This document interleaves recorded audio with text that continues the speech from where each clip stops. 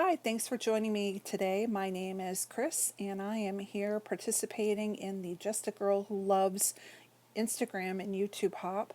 This was an idea that was brought to us by Christy from Christy's Beautiful Life. And when I heard this title, the first person I thought of was my niece, who has loved photography ever since she was young and got her first camera phone and has taken it forward and actually graduated from college with her degree in photography. So this is a layout all about her and her love of the camera. So before I turned on the camera, I did cut out this film strip that I got from Etsy using my Cricut Maker, and I made it big enough that I could fit several black and white photos of my niece in the strip. I matted my white paper on the Heidi Swapp floral background just to give it the pop of pink. Otherwise, it's pretty much going to be the black and white tones with the Heidi Swapp color shine and tinsel behind, and then also splattering it with some of the velvet black. I used a technique that I learned from Shamel when I took the Scrap Smarter class last weekend, in which when she does the smushing technique, she actually takes the plastic food wrap and crinkles that up and uses it, and I really like the look because every time I try and do the splattering and the smushing technique, it never looks right. So I was really happy with that, how that turned out. So I've put the layout to the side, and I'm now going to work on the film strip. And I'm just taking these black and white photos that I printed on my Epson 400. I did it using the Project Life app, and I used them at 4x4. Now the film strips are a little bit smaller. They're more like a 3x4-ish, a little bit smaller than that. So I do have to cut these down. So I just take a pencil and I go to the outside mark of where the film strip is, and when I cut to the inside of that mark so you can't see it and it's actually within the frame. And I'm just going to go through and glue all of those down. And now I chose pictures that kind of represented my niece. I have one of that she did for one of her class projects, which was a picture of her camera. I have another one of her when she was younger at our campground where she's taking a picture at me and I'm taking one of her. I have one of her with her graduation gallery display for her senior project, and then just another pretty snapshot of her because she is just, the camera loves her.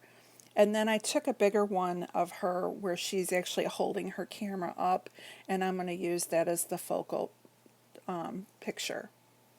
So I'm continuing to mark those down. Now make sure you check out the description box below because there will be links to everyone who is participating in the hop today, and make sure you check them all out and give them some love and a thumbs up. There's some really good YouTubers that are participating, and I can't wait to find out what their ideas are for this A Girl Who Loved Her Camera. It's so fitting considering this is the 100-year anniversary for the women getting the vote, and to go and have layouts that inspire our girls and what they love, and to me is powerful. And what I loved about my niece, when she was thinking about going to school and she was getting some degrees, she had reservations about what she was going to do, and I just said to her one time, follow your dreams, do what you love. You don't want a job, you want a career. You want to find something that you can do with your life, with something that you love. And she has always loved photography and taking pictures, and now she's doing wedding photography. So it's nice that you can actually go to work doing what you love to do. I know a lot of us that do scrapbooking as a hobby, if I could find a way that I could make money doing this, I would love it because it's something that I love, but that's not going to pay the bills for me. So I am just going to do my little YouTubes and cheer her on and dream about what her life is going to be like as she, goes forth, and hopefully can make a good living out of doing what she loves. So I took the 4x6 photo of her, and now I've matted that on black just to pop that off the black background. I had a scrap of this camera paper that is black and white, and I decided I wanted to get that and fit that in underneath, but I wanted a little bit thinner, so I'm going to cut off probably another inch of it and just have that tucked into the photo strip and not all the way going to the edge. And then I decided that when I put the photo back on, I kind of put it at an angle because I really want it to look like you had thrown the photo strip and the photo down on the table, and that's how they landed. And luckily I moved it down enough that I can fit the title in up above.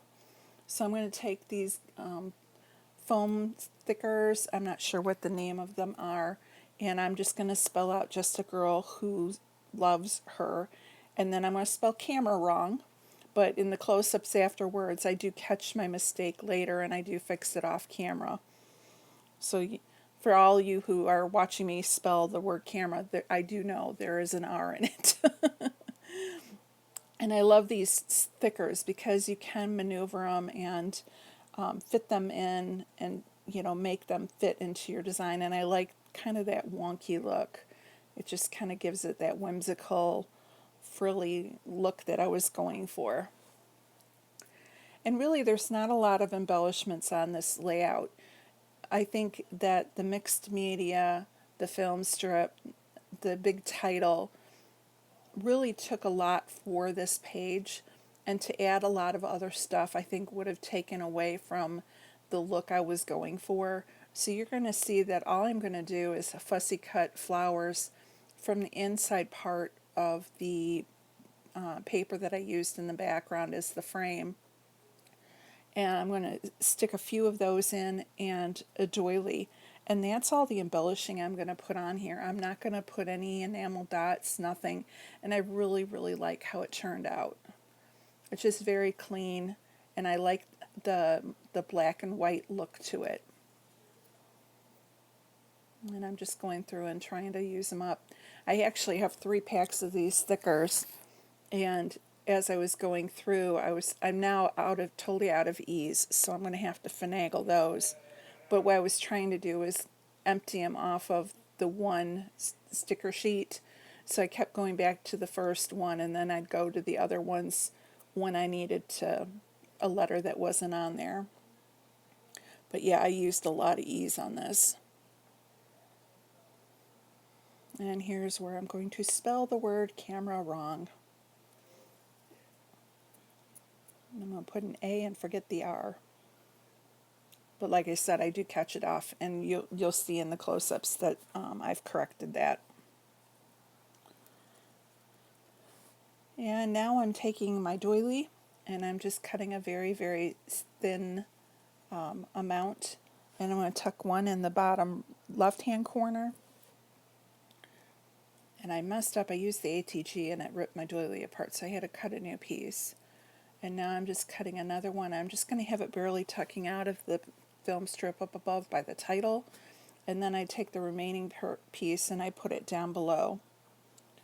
And then I'm going to add to that cluster just a little floral that, again, that I cut from the center. I'm going to add that to the bottom. And then there was that little gap up top, so I'm just going to go ahead and add another floral where that gap was. And then I took part of the branding strip that had that jadeite green in it that was the same color as the leaves. And I'm just going to rip a very, very small amount and put those in the bottom left cluster, and then again at the top right cluster. And that's just going to give that pop of green coming out. But again, there's not a lot, so the primary color in here is definitely the black and white. But you got that little shot of green and a little shot of pink coming out, and that's what I was going for. And that is going to be pretty much it for my layout. I want to thank you for joining me today. Here are some close-ups. If you are not a subscriber, I would love to have you as a subscriber. Please give me a thumbs up if you like this video and check out the links down below. Thanks. Bye-bye.